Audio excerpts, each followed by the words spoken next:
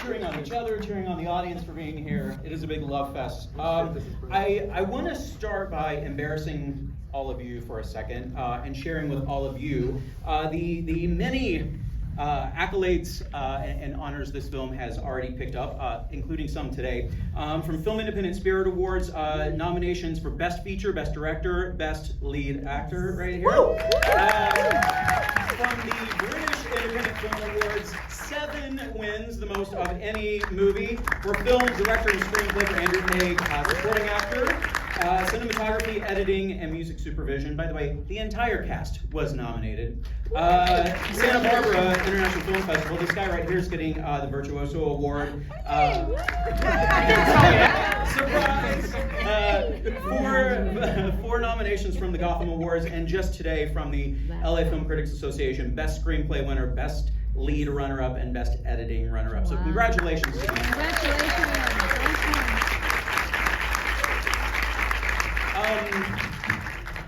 Andrew, I'm going to be like 13 years old for a second and go with this question first. Your resume is just stacked with some incredible work from the past 25 years or so, stage and screen, but I think you really came to prominence, especially here in the States, with Fleabag and playing the priest, who affectionately became known as Hot Priest. And this role, I gotta say, could not be further from a buttoned-up priest. The hot is still there, but the priest is gone. Oh, thank you. Yeah, but of course that's always the goal, right, as an actor, to chase new, different, unique, fresh things that you've not done before. So what I thought you were going to say to be hot. Right. Always striving to be hot. Priority number 1, top of the list. But with this role, what excited you most about what you were going to get to explore here that you've not done with other roles? Oh, well, I guess the big thing about it for me was I sort of felt like I didn't want to act in any way, really. You kind of, I think, as most of the people know here, you kind of don't want to act in most of the things you do. You don't want to be caught acting. But in this one particularly, I think because of the subject matter and there was so much stuff that I felt like I wanted to bring my own stuff to, and I wanted to represent Andrew Haigh, our writer, in a way that was so personal to him. So yeah, I guess that's what it was. Just sort of really just try and be unadorned, whatever that means. Just be as raw and kind of tender as you can be. Yeah. You mentioned how personal it is to Andrew Haigh. So personal, in fact, I don't know if you folks know this, the childhood home was actually where Andrew grew up. Knowing that, how did that impact all of your performances? Just being in that space, knowing kind of the history of it. A lot, I would say, wouldn't you? Yeah, I mean, he's going to sort of throw down the gauntlet. It was almost like playing a real person. I mean, of course, he's a real person. But yeah, I don't know. He's not here. Yeah. No. But it's that thing where you just don't want to. This is a real house, and so we wanted it to be as authentic as possible. And I love what he explores in the screenplay. Just the sort of brutality and the fact that brutality and love can exist within the same sentence sometimes with members of your family, and I think that's what we really wanted to do, isn't it? Like just to do justice to these extraordinary sort of tender but quite brutal scenes, Yeah. Anything either of you want to add to that about being in that home? I don't have anything. You don't have anything? Yeah. I don't have anything. Well, that's fine. I have a question actually specifically for the two of you. Because of course you do have some scenes, all three of you together, but then each of you have your opportunities to kind of spend some one-on-one time with your very grown son. But in those moments, take me into those kind of one-on-ones. What did it mean to you just to get to have that little bit of alone time and explore something different? I mean, of course, there's his coming out is in one of those scenes. Yeah, it's lovely to have alone time with Andrew Scott. They're really great, really precious memories. I think it's really interesting because you get to see, I think a lot of the time, I remember what someone once telling me that to a small child, like an infant, that their parents are basically one big squidgy thing. They're not two distinct people. And when you become a teenager, you realise they're two distinct people and you hate both of them. And you blame, and then, you know, you blame them for everything. And I think that's really interesting that in the movie, they both have different responses to who he is as an adult, and their attachment to who they thought he would become, and also the kind of discovery of his sexuality, but also how he lives his life and who he is, and they've been sort of left out of that. But I really love the fact, and one of my favourite things is, like, just from a character point of view, I really love that they share a moment about mum, like that you can do that. My parents aren't together anymore, so I have never had that you can say, oh, mum's done this, and it's like, oh, you know what she's like, and that bit where you say if you really want to piss her off, break that. And I just think that's really beautiful, because you get to see that he could have had a teenage, like the adult experience of having a relationship with two separate people and being part of both of them. And what did you think, Jamie? I don't know. I mean, I think being a parent is difficult. And it's hard, and you're going to get it wrong, and you're going to go to bed and feel guilty that you did whatever you did that day, and hope that you're going to get it right tomorrow. And we're all, if you are a parent, or you know, you have parents, like that, they are flawed people. That they are trying their best. They are doing all they know. There is no manual for this. It is just something that is so difficult, but it's also so rewarding at the same time. Like when you feel, no one prepares you for this, right? And what's beautiful about this film is that they are, these parents, these spirits, if you will, are kind of given this opportunity to reach out again. And I don't think that there isn't a single one of us who wouldn't want, if it's an offer, I wouldn't take that opportunity to sit down with your parents or the people that mean the most to you, to sit down with them and get to say what you feel like you need to say, or get to hear what you want them to say. And I just think as a concept from the book is such a beautiful idea. And parenting is difficult. Just take away. I have to wonder, in the decorating the Christmas tree, You Were Always on My Mind was playing. Was it playing on set for you guys? Did you know that was the song? Well, obviously because you're singing it, but you had it playing there and it really set the tone, I would assume. Okay. Great singing. Terrible singing. No, you were great. You were great. Very Beautiful, kind. beautiful. But they did that thing where sometimes I left it on the whole time, so I was like, it's okay, I can sing along to this, it's fine. But sometimes it would drop out, and then it would just be me going, and there would be that deep, deep shame.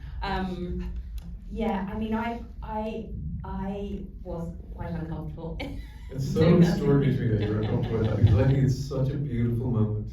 No, it is beautiful. No, but your performance and what you do in that little moment is so important. You do this horrible, brutal scene, and then you just do that thing, and it's just all done. It doesn't need a big reconciliation because of your The eyes. lyrics say so much. One eye was going, I'm being the character, and the other eye was going, stop singing.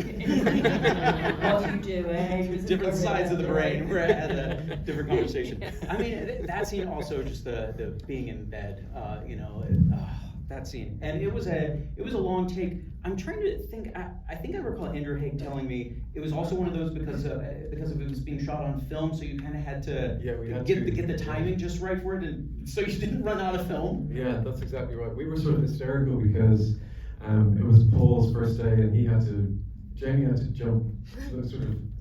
Everyone was there. You were all sliding in and out of bed. Yeah, it was a normal double-sized bed. It wasn't like a big bed. It was like there wasn't a room for two people in it, but there were 4 people in it. Yeah, and it was creaky, and Claire had to face the boys kind of sliding in, sliding out. So we were actually quite giddy. But then we had to. I actually think there's something, because Andrew was saying, we were very naughty and all that kind of stuff. But I actually think sometimes being playful, like laughing, all that kind of stuff, when you have to do something that's quite emotional, is a really good place to be when you're on set. Like that, you're not like, oh, yeah, but this really heavy thing to do. We have to be really, really serious, because if you've got this great script and somebody brilliant to act with, and you trust each other, then you're just sort of ready to be light when you've got when you've got a heavy scene to do, I think when you've got a heavy scene, it's sometimes nice to be in a kind of mood, because when we're in the depths of despair, I think we always look towards the light. You know what I mean?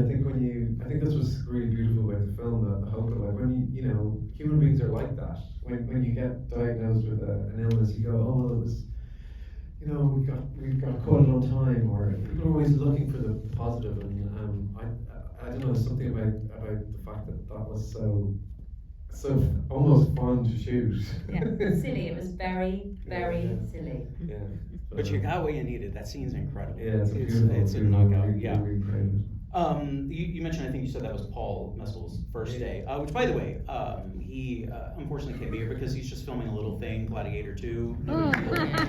Yeah. But your dynamic with Paul is, it's obviously very different than what you have going on with these two. Your scenes with Paul are so intimate and vulnerable, and I think about the first, what does he say? How about I kiss you?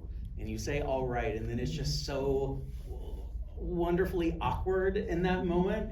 I mean, I guess, did you guys rehearse that? Was that like, did you save the kiss for the screen?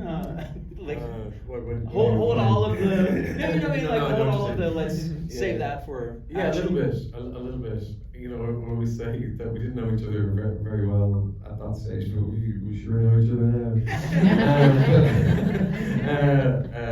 Yeah, I think you want, you know, it's really good now that we've got so much safety mechanisms put in place. We had an intimacy coach, and that's really wonderful. But you know, sometimes when you're doing love scenes, there can be a real pressure around them, and everybody's really. But actually, it's important to remember as well that there's so much communication that has to come out of those scenes as well, and to not to be precious. And it's like we were saying earlier on, that acting is the art of pretending that you don't know what you're going to say next when you do. And in exactly the same way, when you don't have dialogue, you don't know what way you're going to be in a physical, in a sex scene. So it's to keep that sort of thing alive, and so it's I suppose there's some skill involved in it, but also you want to just be listening to each other. And I think that's what chemistry is, whether you're on a date with somebody or whatever. It's just you're hyper aware of the other person, and so to keep that as fresh as possible. We didn't over it. Probably a good idea. Had you experienced anything on that deep of a level with an actor before, that type of intimacy? No, I think that was. I think what I think is kind of radical about this. This kind of love story in the sex scenes is I just love the tenderness between them. I think whatever, you know, the prejudice that exists in the world about, you know, gay people, whatever, I think people can in some ways understand the sexual act for whatever reason. But I think what's radical is tenderness between two men, particularly. And I love the fact that we get to know them through sort of post-sex or pre-sex. I think those things where they sort of protect each other and question each other, which I think is such a real sign of love. And when he was all in the screenplay, where he's like, they say things, they're like, no, I don't agree with that, and they push each other in a very, very gentle way. Yeah, he Paul's an incredibly hardworking and, you know, very soulful. He's a beautiful soul. Mm-hmm. If anyone came into the film, like let's say they had not seen the trailer or something, and they're like, wait, how are these two playing the parents of this adult guy? But the way it works out, and of course that he regresses mentally and emotionally to the state of 12 years old, right? Yeah. But of course, here's a grown man. Like, tell me a bit about the juxtaposition of those two kinds of things: grown man, child's mind, and kind of navigating those scenes together. No. No, I will not. No. Well, I think it's about the challenge. The challenge is about it was to be like boyish and childish without kind of gilding the lily too much. And to me, it feels like a very. I don't think it's particularly obvious because it's kind of quite. Reduced the set and everything, but it's quite a physical part, and that's what I thought about physicality, because the screenplay had sort of taken care of itself, was so beautifully done. I think my job was to add a little bit of physicality sensuality between children, young children, and their parents. You feel like you have ownership of your parents. It's incredibly sensual, and to try and get that back, and just sort of how you'd be in the bed, and what it's like to smell your father's sweater, and all this stuff is so strong. So that's why I thought about that a lot, like how we were with each other, and then there's the duality of that going into all the sex stuff. Yeah. Yeah. The sex stuff. Was there anything specific in the script, or perhaps it was a conversation with Andrew, that helped you two most in your discovery of these characters? We're called Mum and Dad. We don't even have a name. I've got one. Have you got a name for yours? I don't know, it feels like an Alan to me. Moira. Moira and Alan. Oh, love you, Moira. Love you. Can't believe you're really coming with us now. No, I think that it was a really fine balance, I think, between being, you have to play them as real people even though they're dead. And you have to suspend your reality and not try and make too much sense of it. Like, you can't know where you've been, like you can't know your given circumstances, for example. You can't know where you're coming in from and where you're going to, because well, who knows?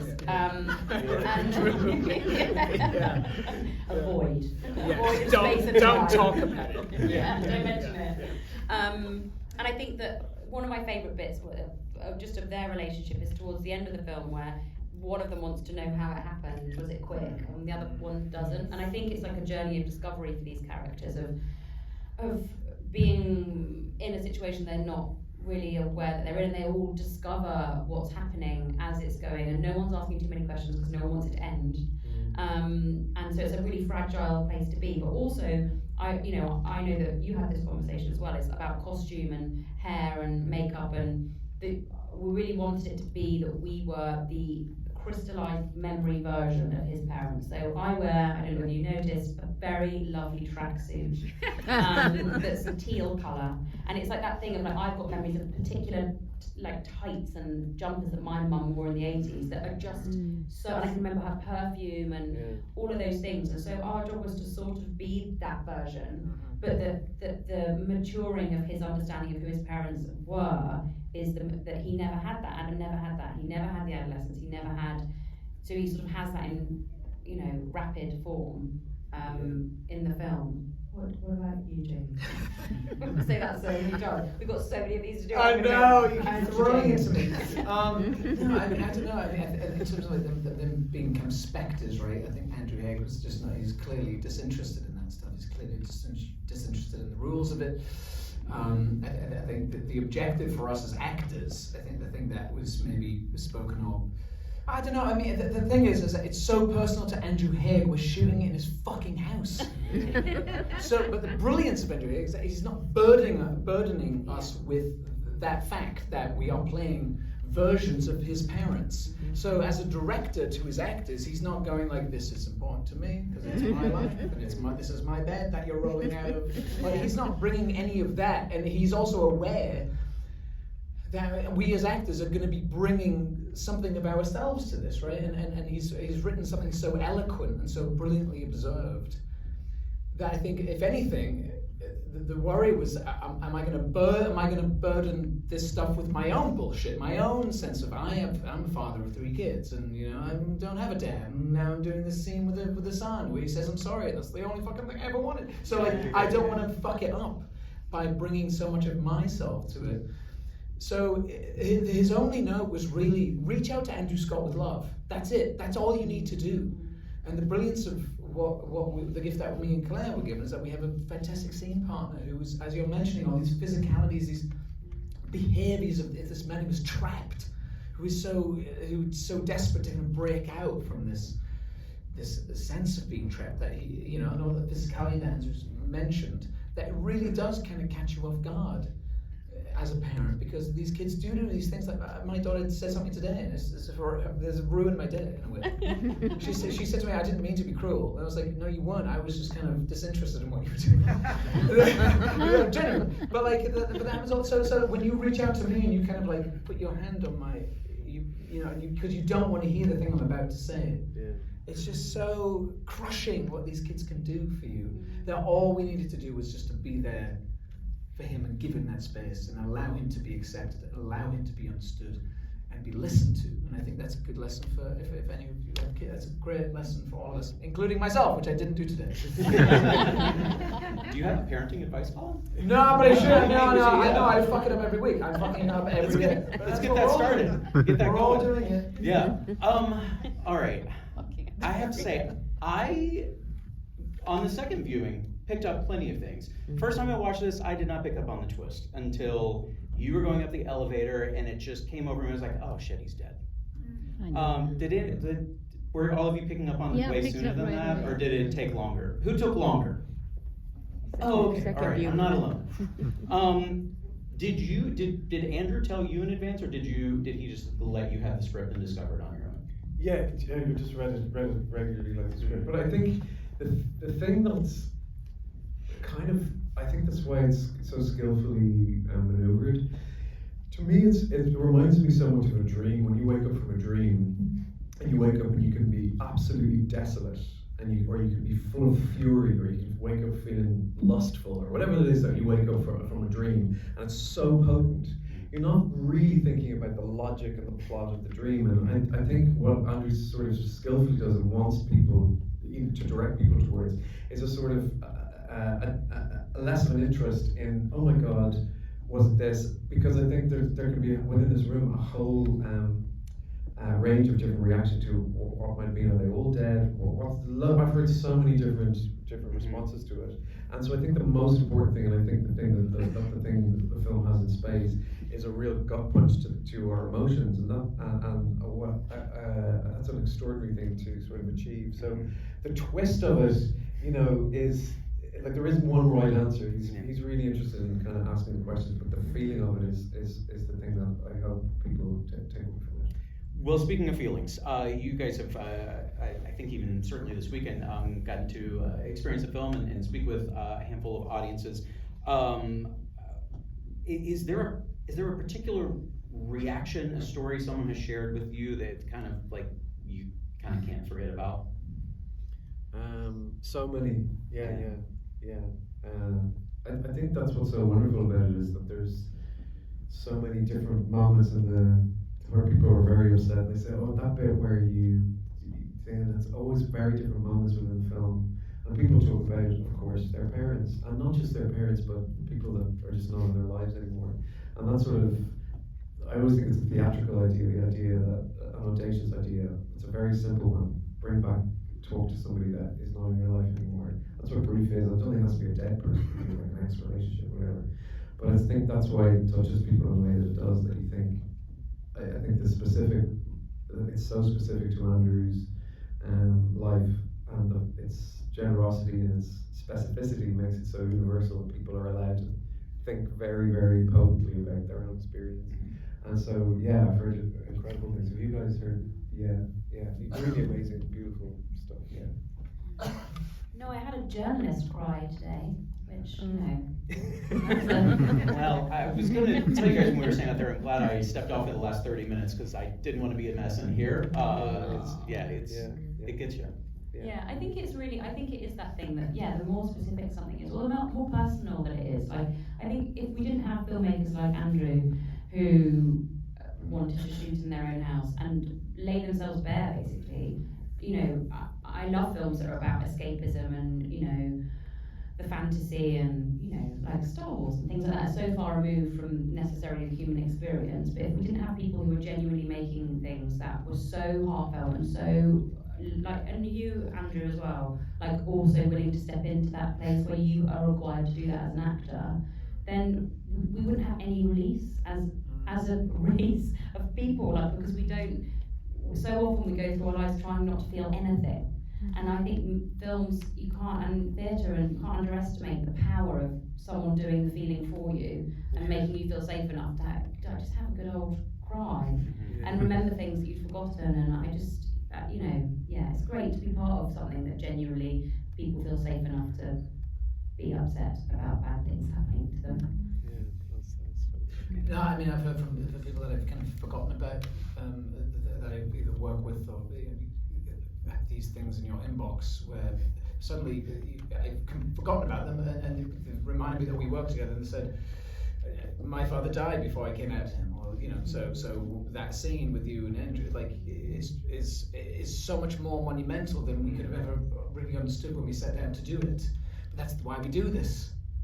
That's why we do it. Is to communicate. Is to have. It's a two-way street, right? What we're doing hopefully is going to resonate with someone and be meaningful in some way, or be helpful in some way. It's certainly helpful to me doing this movie and the scene with Andrew for sure. So if someone is getting something from there, then fantastic, unbelievable thing to be part of. For sure. Well, it is worth the mention, we are in an AMC theater, and as the patron saint of theaters, Nicole Kidman tells us, this is where we come to cry, to laugh, to feel something, and this film did all of that in spades. So I thank all of you so much for being here. Congratulations on the film.